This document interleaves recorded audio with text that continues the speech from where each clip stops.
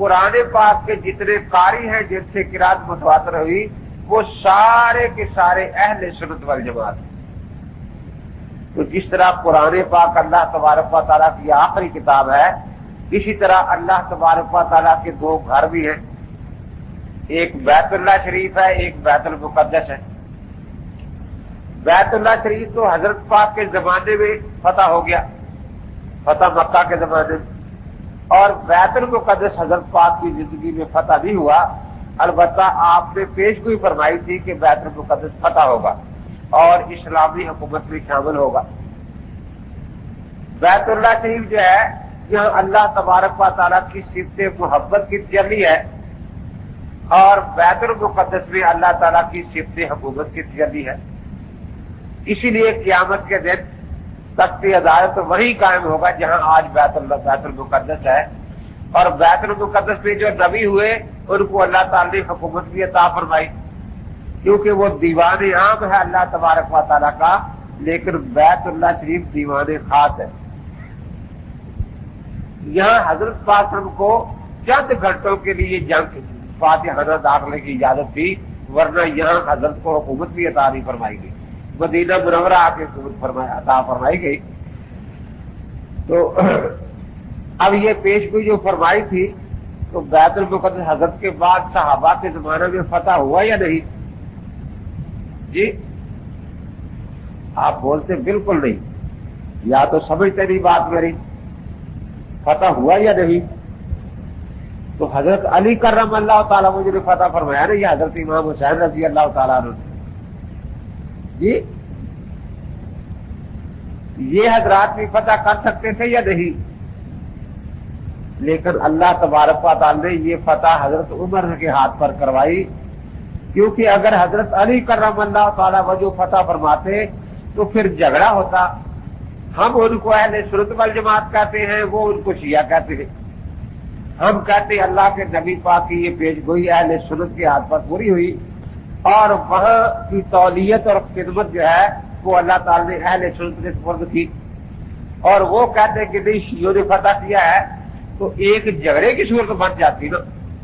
لیکن اللہ تبارک و تعالیٰ اہل سنت والجماعت کی دلیل کو بالکل بے داغ رکھنا چاہتے ہیں، اس لیے یہ کام جو ہے یہ حضرت عمر رضی اللہ تعالیٰ سے لیا، ان کی ہاتھوں پر بیت المقدس فتح ہوئی، اس لیے اللہ نے اپنا گھر جن کے حوالے کیا، تو وہ سچی جماعت ہے یا جھوٹی جماعت ہے؟ اسی طرح بیت اللہ شریف کی تولیت کا شرف سنت والجماعت کو رہا، تو اللہ نے اپنی کتاب کی حفاظت یہ بھی اہل سنت والجماعت سے کرائی۔ اللہ تبارک و تعالیٰ نے اپنے دونوں گھروں کی حفاظت بھی اہل سنت والجماعت سے کروائی۔ اور پھر حضرت پاک جو خدا کے آخری نبی تھے، آپ کا جب وصال ہوا تو آپ اس شہر میں آپ کا مزار پاک ہے، مدینہ منورہ میں، سیدہ فاطمہ رضی اللہ تعالیٰ عنہ کی حجرہ میں، جی سیدہ فاطمہ کی حجرہ میں نہیں ہے، وہاں بھی دفن حجرہ مزار بن سکتا تھا یا نہیں؟ سیدہ سے کتنی محبت تھی حضرت کو، جب کہیں سفر پر تشریف لے جاتے تو سب سے آخر میں سیدہ سے ملتے، اور جب تشریف لاتے تو سب سے پہلے سیدہ سے ملاقات فرماتے۔ لیکن مزار وہاں نہیں بنا، ان کے حجرے میں بنا، سیدہ عائشہ رضی اللہ تعالیٰ عنہ کی حجرہ میں۔ اگر وہاں بنتا تو شیعہ کہتے کہ اللہ کے نبی ہمارے گھر آرام فرمائے۔ اب سیدہ عائشہ رضی اللہ تعالیٰ عنہ کے بارے میں ہم کہتے ہیں کہ آپ مان لے کہ وہ شیعہ تھی، وہ کہتے نہیں وہ تو سنیوں کی ماں ہے، ہم بھی کہتے ہیں الحمدللہ سیدہ ہماری ماں ہے، ام المومنین ہے۔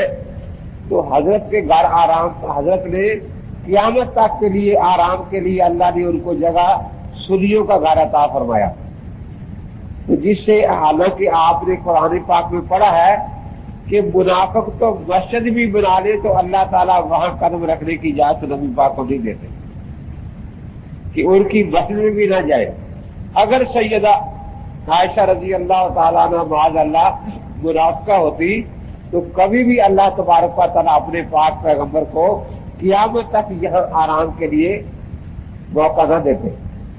تو یقیناً جہاں اللہ کے نبی آرام فرمائے ہیں وہ سنیوں کا گھر ہے. وہ کن کا گھر ہے؟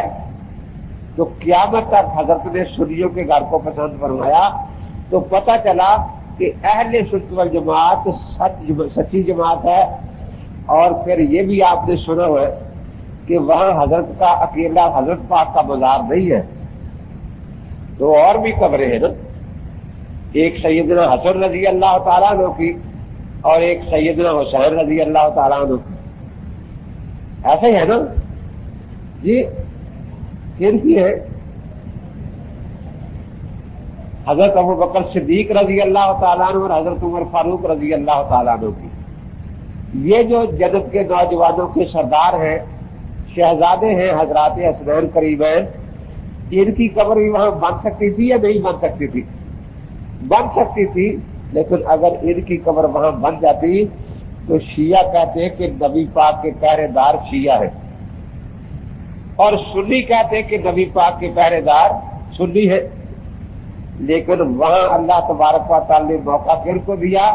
ابو بکر صدیق رضی اللہ تعالیٰ عنہ کو اور حضرت عمر رضی اللہ تعالیٰ عنہ کو. اب ہم انہیں کہتے ہیں کہ چلو آپ مان لیں کہ ابو بکر صدیق شیعہ تھے، عمر فاروق شیعہ تھے، تو ہم بھی یہ لکھ کر دے دیں گے کہ اللہ کے نبی کے پہرے دار شیعہ ہیں، لیکن وہ یہ بات ماننے کو تیار نہیں. وہ کہتے ہیں ابو بکر صدیق بھی اہل سنت والجماعت ہیں اور عمر فاروق بھی اہل سنت والجماعت ہیں. تو معلوم ہوا کہ اللہ کے نبی پاک سنیوں کے گھر آرام فرمائے ہیں اور سنی ہی آپ کے پہرا دار.